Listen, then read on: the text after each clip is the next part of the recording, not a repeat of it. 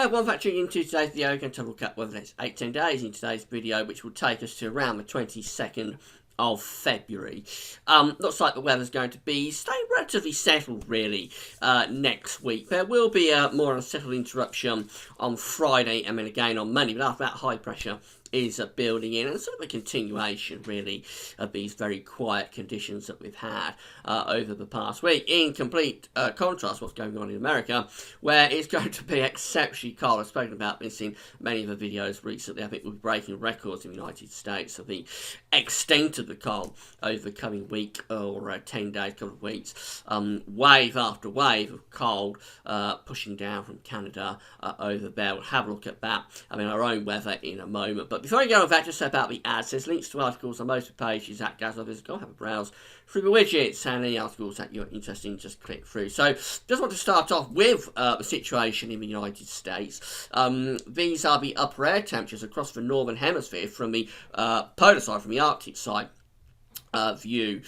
This is from meteosil.fr. This is the GFS 6 o'clock run. The United Kingdom is just here, down there towards the bottom of the chart as you're looking at it. America is over here on the left-hand side of as you're looking at it now. That's Florida down there, right in the very far south east of the United States. So going further northward, see all of these blue and purple colours here have dug in across many northern and eastern parts of America, the west coast of America, sort of California, San Francisco, Seattle going up there. That's the Pacific side.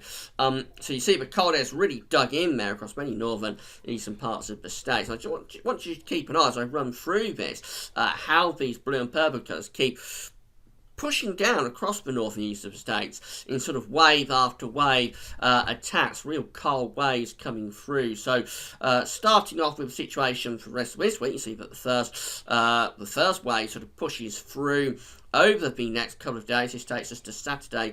A big cold plunge going on there. Severely cold air digging down to many northern eastern parts of the United States. That pushes out into the Atlantic. And then notice as we go through into next week, this is the 17th, another cold wave coming southwards from Canada into the United States. More purple comes pushing southwards. That sweeps in towards the east. That's a little bit further westwards, affecting some central states. That pushes eastwards again, and then look at this, we go through to the 19th and the cold is gathering up over Canada and pushing southwards in another cold wave on the 19th of February, and that takes very similar tracks, sweeping across many northern eastern parts of states, engulfing those areas in extreme cold air. We go out into the extended run of the GFS, and that cold wave sweeping through the north and the east of America.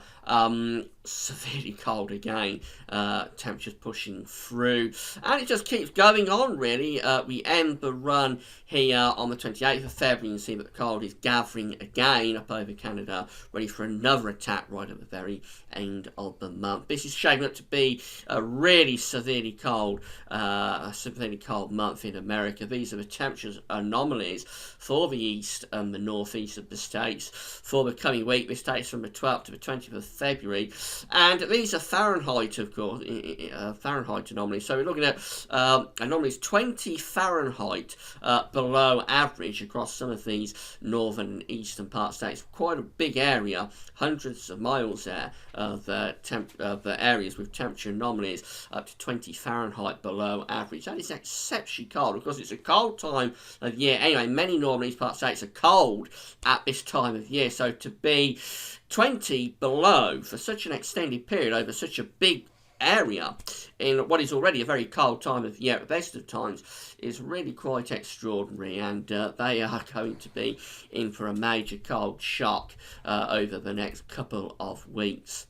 This does have impacts for us, as I was explaining in the video, I think it was on Tuesday. It sort of enhances the jet stream a little bit. So these are the 500 millibar height anomaly flow charts for the next week to 10 days. This takes us up to the 22nd of February. We've got the NDF here on the left, GFS is on the right.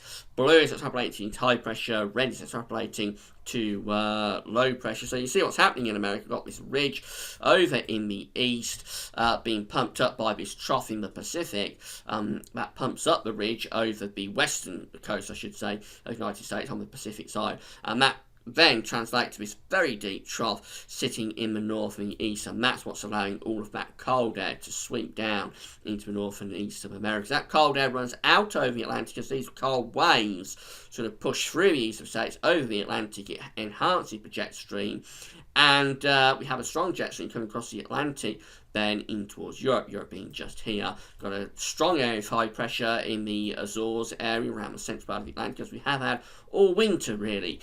Big high pressure there, and a trough of low pressure sitting to the north. So it's that idea again, but it's unsettled in the north, it's driest in the south with quite a strong jet stream running through, and it's not particularly cold because the flow is off the Atlantic, although there are hints that we may get a little bit of a colder snap as we run through the final week of February.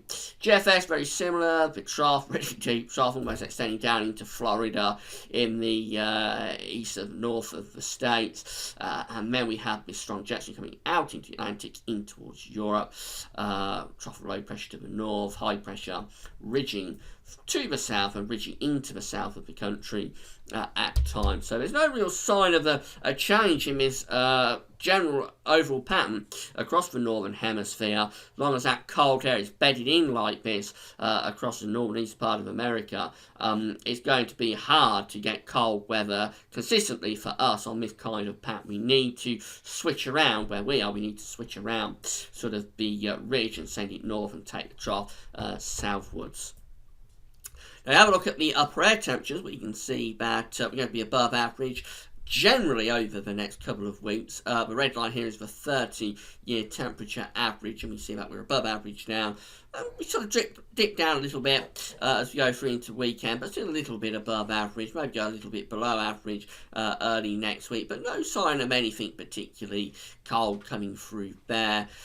We go through to the second half of the chart. There's a lot of scatter there, and there are some very cold members as we go through into the final week of the month. So I think the last week of February will be our best chance of getting some cold weather. Maybe we know we have the first week cold, maybe the final week will revert back to a colder pattern, but there is so much scatter there that you wouldn't really be wanting to bet the houses on that. It's just a possibility that things could get a little bit colder as we go through into the final week of the month. A few precipitation spikes coming through as well. We wouldn't necessarily say that's a desperately wet ensemble, and given the pattern is very similar to the pattern that happened last winter that drove that very wet winter, last winter, record-breakingly wet winter for us, wasn't it? It's a very similar pattern in America. We're getting away with it quite well, actually, and that's because of the strength of the Azores High, sort of protecting us from the worst of the areas of low pressure that could be hitting us from that cold air running over the Atlantic Ocean. Nevertheless, there are some precipitation spikes coming through, so that idea that we had a few days ago that we're going to have an exceptionally dry February, probably not coming off, but I think it's probably going to be a drier than average month. Temperature anomalies from the 12th to the 20th are going to be around average, so nothing terribly exciting going on there. And the precipitation anomaly again is coming out below average, going to be dry of an average week, albeit with some precipitation coming through. So have a look at the generic charts. Here's the GFS for Wednesday. We've got high pressure in across the country. Yep, this is a unsettled spell on Friday and again on Monday with some rain in places. Then high pressure will build back in through the middle of next week. That could be relatively cold under the surface, actually. That could give some quite hard overnight frost, but fairly mildish days if the sun comes out. That high pressure hangs around into Thursday, and then on into Friday, the high pressure is still dominating. Notice it's sort of about westerly flow, but low pressure to the north, high pressure to the southwest, bringing this westerly through. That probably lifts the temperatures up to above average at the end of next week. And then this is a chance of a colder shot running through towards the final week of the month. This is 22nd of February. Of course, remember that the month is shorter in February than all of the other months. So this is into the final week of February. And yeah, we bring down this cold northerly wind. It looks like it's only brief on this particular run of the GFS, but some of the runs that have been coming through, particularly yesterday, were much stronger with this ridge in the Atlantic and did send it up towards Greenland in some instances and sort of produce a proper cold spell for the final week of the month. This is quite fleeting. It does turn a lot colder, but it's very brief. We've got to keep an eye on that, whether that ridge does manage to get up towards Greenland or Iceland and to produce sort of 5 days or so of proper cold weather. Having a look at the E70F, this is the chart for Thursday. Again, low pressure to the north, high pressure to the south, bringing this westerly flow through. So after a colder spell through the middle of next week, some frost, it probably becomes quite mild at the end of next week. This takes us through to Friday the 20th, and then on into the final day of the chart, day 10, so the 22nd. Very similar to the GFS actually, but low pressure is up to the northeast of Scotland, then moving towards Norway. High pressure out the Atlantic, again bring down a much colder northwesterly flow. Again, I think that's probably quite fleeting, wouldn't last long. There's nothing really locking into the north of the country, but it's just that suggestion that the last week of February may have something a bit colder. The 6 Scott run, 1800 hours run from the GFS yesterday, did produce quite a good cold spell for that final week of February. I can show you that on, again, this chart from Meteostil. So we start off here on the 19th February. There's the British Isles and a ridge of high pressure at the end of next week. And we take that high pressure, it's from yesterday, we took that high pressure out into the Atlantic, and there we see we're sending up towards Greenland and Iceland and bringing very cold air down into much of Europe with this trough of low pressure.